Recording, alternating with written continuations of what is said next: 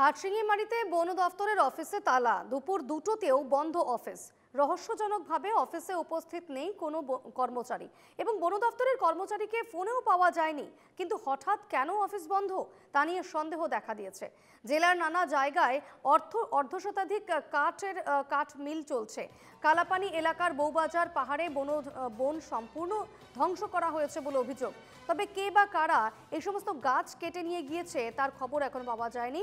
খবর সংগ্রহে বন দফতরের অফিসে গিয়ে দেখা গেল দরজায় ঝুলছে তালা।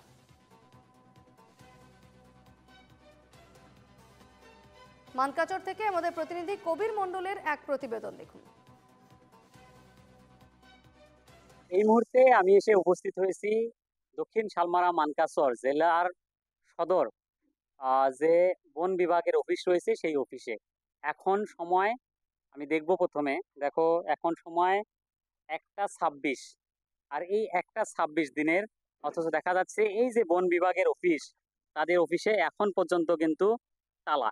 কারণ এই অফিসে একজনও কর্মচারী আজকে নেই, যার জন্য তারা এখন দেখা যাচ্ছে এই অফিসে তালা বন্ধ হয়ে আছে। আমরা কিছুক্ষণ আগেও এখানে এসেছিলাম, আমরা যোগাযোগ করেছি ইতিমধ্যে বন বিভাগের যেসব কর্মচারীরা রয়েছেন তাদের সঙ্গে, কিন্তু তাদের ফোন তারা ধরছেন না। কেন ধরছেন না, কি জন্য আজকে এইভাবে তালা, আমরা জানি না। আমরা ভিতরে প্রবেশ করার চেষ্টা করব।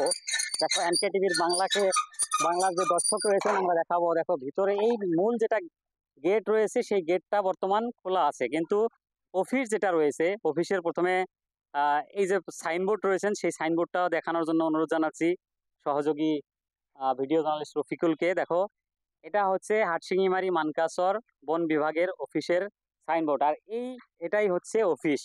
কিন্তু অফিসে দেখা যাচ্ছে, দেখো এখন প্রায় 1:30টা বেজেছে, অথচ এইভাবে তালা লাগানো আছে অফিস।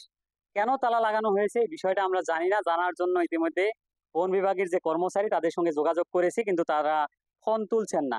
আমরা কথা বলবো, আরো সাংবাদিক রয়েছেন আমাদের সঙ্গে, আমরা একসঙ্গে এসেছিলাম। কি বলবে এই যেটা পরিস্থিতি দেখা যাচ্ছে, বন বিভাগের অফিস দিনের এখন 1:30টা বাজে অথচ খুলছেন না।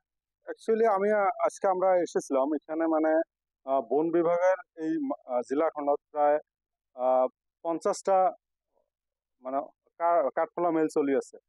এই কাঠফলা মেল বৈধ না অবৈধ জানা লাগে।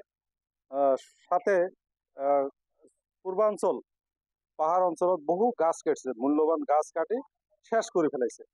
এই গাছগুলো কে কেটেছে এর অলপ তদন্ত জানার জন্য আমরা এসেছিলাম, কিন্তু ইয়ার দেখা গেছে এই পর্যন্ত অফিস বন্ধ।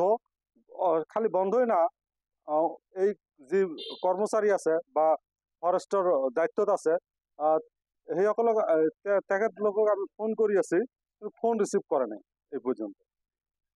ফোন কাকে কাকে করা হয়েছে?